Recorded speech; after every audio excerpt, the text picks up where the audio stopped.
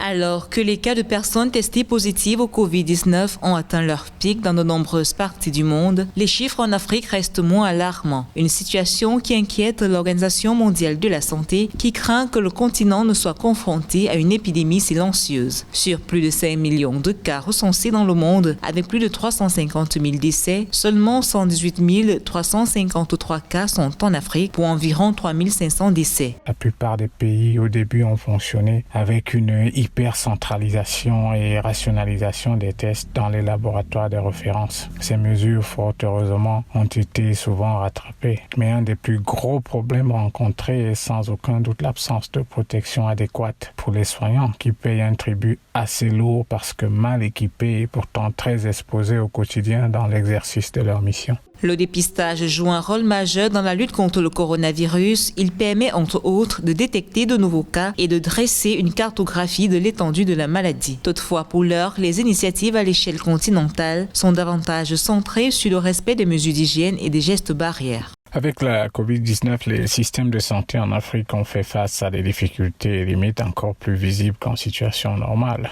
On a vu l'offre des soins qui a souvent atteint des niveaux critiques dans certains pays. Les hôpitaux ont eu des difficultés à mettre en place des circuits qui maintiennent la prise en charge en soins de routine tout en permettant les protocoles COVID-19 devenus prioritaires et pris en charge par les budgets des États. Selon de récents chiffres du Centre africain de prévention et de contrôle des maladies, seulement 1,3 million de tests ont été réalisés sur une population de près de 1,3 milliard. Pour y remédier, les gouvernements africains travaillent à la formation d'1 million de travailleurs communautaires capables de tracer les personnes contaminées et leurs contacts, ainsi que la création d'une plateforme commune d'achat des médicaments. Un projet estimé à 600 millions de dollars.